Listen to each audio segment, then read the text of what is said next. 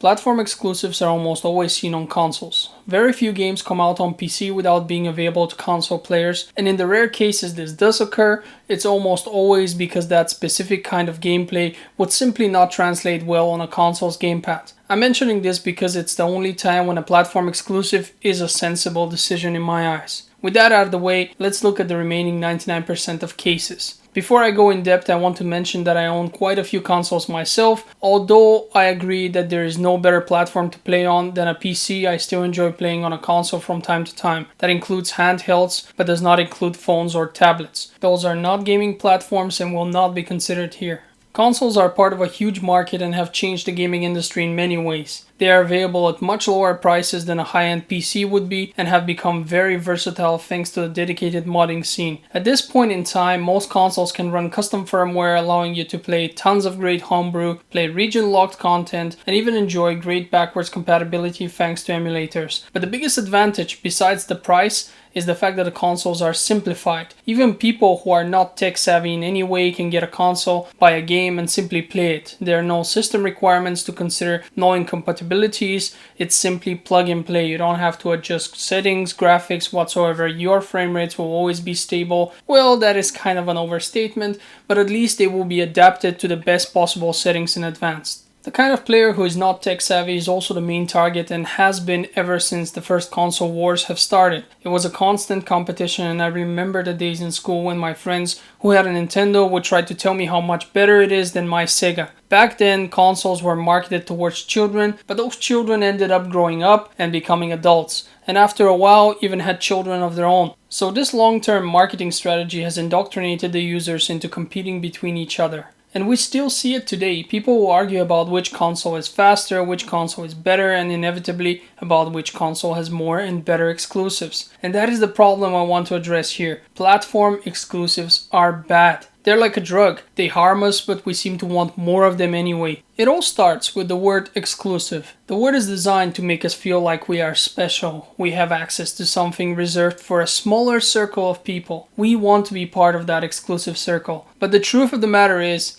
that word does not apply here at all. The group of people is neither special nor small. It's essentially a marketing trick. The proper expression should be platform restricted. Red Dead Redemption 2 should be called a PlayStation 4 restricted game, not exclusive. Because at the end of the day, that is exactly what it is. It's a restriction. If you don't have the correct platform, you have to go out and buy one or you cannot play this game. If you want to be able to play all the interesting games, you are going to need various different types of hardware, and that costs you money. Money you shouldn't have to spend in the first place. When I first bought my PlayStation 3, it was so I can play Demon's Souls. When I moved to my PlayStation 4, it was because I wanted to play Bloodborne. Ironically, I still haven't gotten around to playing it, but that's a different story. The point of this is that I did not need nor really want a PlayStation 3 or a PlayStation 4. I just wanted to play those games I mentioned, but was forced into buying consoles for that. Keep in mind that these games, just as any other game,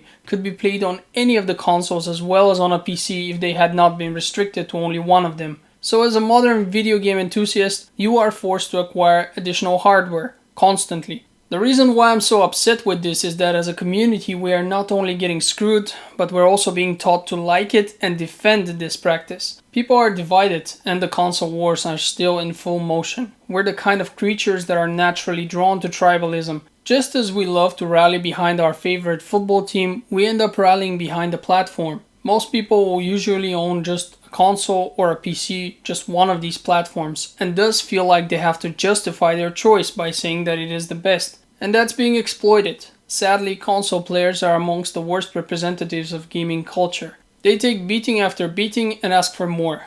I know that people will feel attacked by this statement, but if you are a person who is playing solely on a console, stop and think about the things you simply accept. Things such as paying to play multiplayer. All of my consoles are offline. I refuse to pay for multiplayer, but that's because I also have a PC where multiplayer is free. I know that the big companies are fooling you by giving you a random free game from time to time, but that's not really an excuse. You are still not able to play in online multiplayer unless you pay for it, with or without the free games.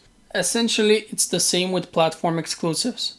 I've spoken with quite a few people and almost all of them think that platform exclusives add value to their purchase. Do they really though? Imagine a world without exclusive titles and compare it to the world we live in right now. If you have only one gaming platform today, there are some games you can play and some you cannot. It's the reality of things. In a world without exclusive titles, you can play almost all the games on a single platform. So how do platform exclusives add value to you? The answer is they don't. They're hurting the consumers and forcing them to spend more money. And since I'm talking about platform exclusives, I want to address something that has been going on the PC scene for a while. Epic Games have established their own digital distribution store and have been making some exclusive deals with some companies, making sure that their games will only be available on the Epic Store. This is not a real problem in terms of exclusivity though, because the actual platform on which you can play is still the PC, so not much is changing in that regard. What we do see still is a very strong negative reaction from the community towards the Epic Store, and while I just see it as another annoying application I have to run on my PC, I support the anger because this kind of anger is what can bring change. That's something we almost never see on consoles. The last time I saw something like that was when Microsoft declared that the new Xbox must constantly be online and that games cannot be traded. If the console players had reacted like that when multiplayer was first being charged, they would not be in a position where they would have to pay for something that should clearly be free today. Unfortunately, I don't expect things to get any better. As long as people keep buying consoles and praising exclusives, we will continue to see them and find ourselves forced to get more unnecessary hardware. As I have stated before, I am at least partially to blame because I too have purchased consoles specifically so I can play some exclusive games. However, I believe that a solution exists even for those who want to continue playing good games. Buy them, because that's how we support the developers, but still openly criticize the idea of platform exclusives. Don't go around waving the banner of your favorite company and being proud about having yet another exclusive title, while the people with a different console can only look from the sidelines, because tomorrow it will be you in their place and them in yours. You're not on the same team as Sony, Nintendo and Microsoft. They should be kissing your ass and not the other way around. The more you give in, the more they will take. If we don't stand together as a community, we will not be hurt. But in order for that to happen, people need to realize that platform exclusive titles are bad, and I hope that I have presented sufficiently convincing arguments to sway at least some of my viewers. At the end of the day, no matter what platform we play on, we all share a passion for video games, and I am happy to be part of that community. I have made many friends while playing games, some of which I have now known for many years. It's a great hobby and I believe it deserves to be defended from unfair practices. Let me know how you feel about this issue in the comment section. I love to interact with my viewers and really value every opinion I hear. I'd like to thank you for taking the time to watch my videos, and I hope to see you on the next one. Have a great day.